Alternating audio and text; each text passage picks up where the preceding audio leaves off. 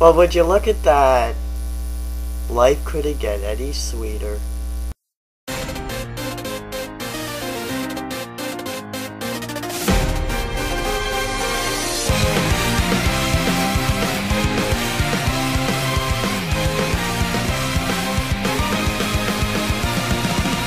I can't do this alone, even though I am strong. Need something more than me, someone to push me to victory. Let's see what we can do together, me and you. Can't be afraid to try. Kiss your fears goodbye. No looking back. You and I were on the attack. Full speed ahead, running to the sunset. I think we're at the point where if the next Sonic game doesn't do very well, the reputation of the brand will go through some rough times.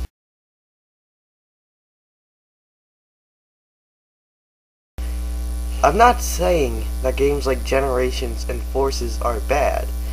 I actually quite enjoy them, but really, the boost gameplay can be so much more than this. Just as a quick disclaimer, I like all eras of Sonic equally. In fact, my top 3 favorite Sonic games of all time include one from each era, which that would be Mania, Unleashed, Adventure 2.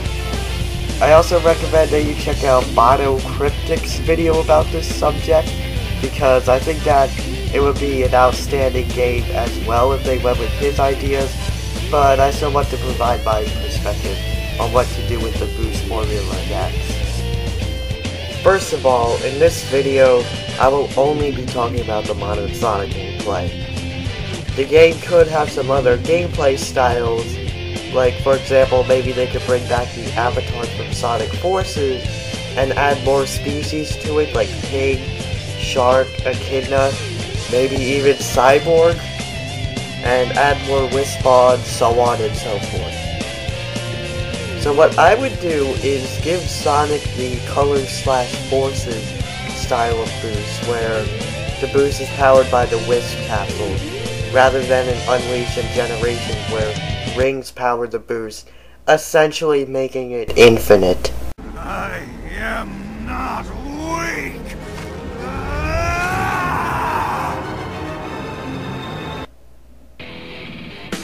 I wouldn't overdo it like Sonic Forces. I would make it more like Colors, where the wisps are scarce and you have to use your boost sparingly. But I would add a twist to it. In Colors and Forces, they basically gave you the wisp capsules for free. Instead, I would make the wisps a reward for getting good at the game. For example, maybe there's a big ramp-like structure in a stage, and running off of the ramp isn't enough to reach that wisp. But if you jumped at the slope of the ramp, it will carry your momentum, and you'll be able to reach the wisp. Another example would be, say, you're gliding on a rail, and if you jump off of that rail, fall down for a few seconds, you could homing attack an enemy, which will have a wisp above it. And then if you air boost at the right time, you'll be able to land on another rail, taking you to an alternate path. And of course, if you air boost at the wrong time, you'll fall off the stage and lose a life.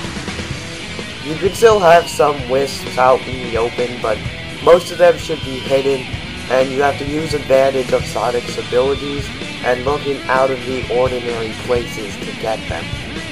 Another thing you can do is, like in Sonic Unleashed, where you can upgrade Sonic. So you start the game off with a really tiny boost meter, and then getting it fully upgraded, it will be slightly bigger than the Generations boost gauge.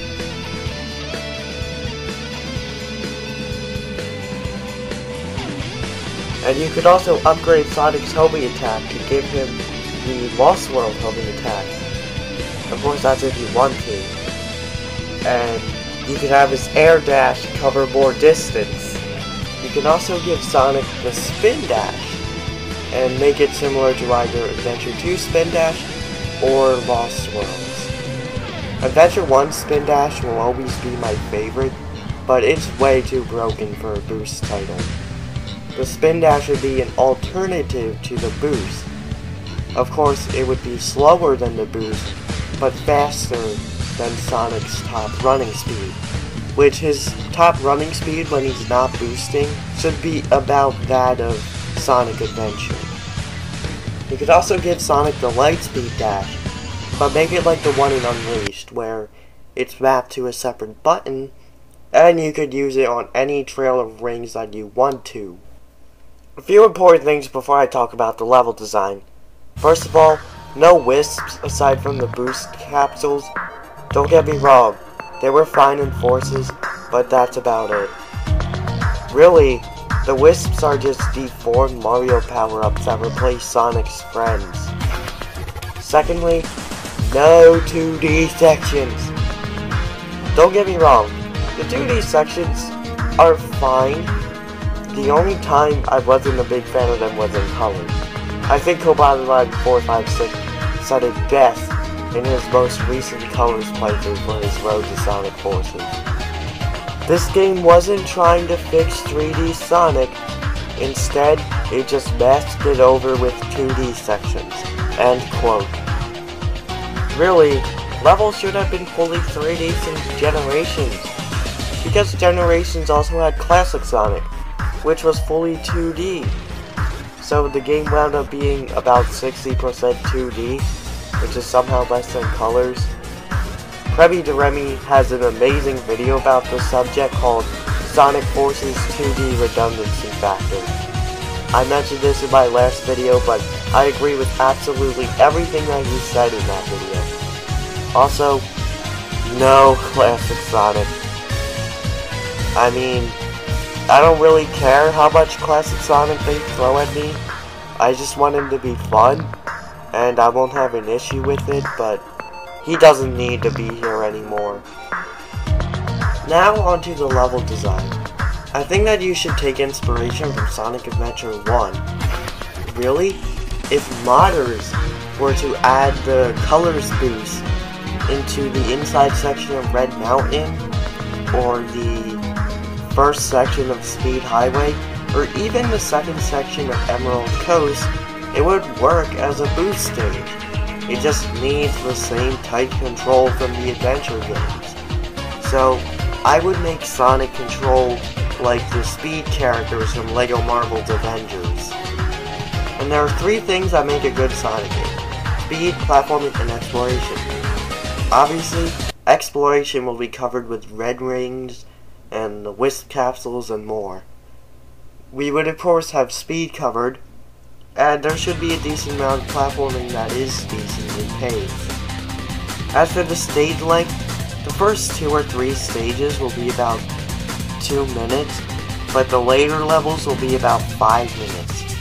But when you get good at the game, and take advantage of all of Sonic's abilities, they'll be about 3 to 4 minutes, making speed that reward. If all of this is executed correctly, we could possibly have the best style of the boost gameplay in my opinion. And we could get rid of the whole boost to win argument. I'm not saying that all you have to do in the minor Sonic levels and Forces is hold boost and nothing else, but levels like Luminous Forest and Water Canyon had a few sections where you just held the boost button and didn't really do anything else. Look at what people like TWIP have been able to do with Sonic Forces. Today, I'm playing Sonic Forces with Sonic Forces while blind. I'm playing with this game, I'm playing Sonic Forces with Sonic Forces while having a blindfold on myself. I'm going to be playing Sunset Heights. Yes! Yes! Okay! Let's go! Let's see if I can fly over this thing. I can't. Oh no. I don't know how I'm gonna get past this part, guys, because I need to jump and then also need to go to the right. I've made it so far. I need... What if I try and open the game case? and then go forwards. Well, oh my god, it's working! Oh my god!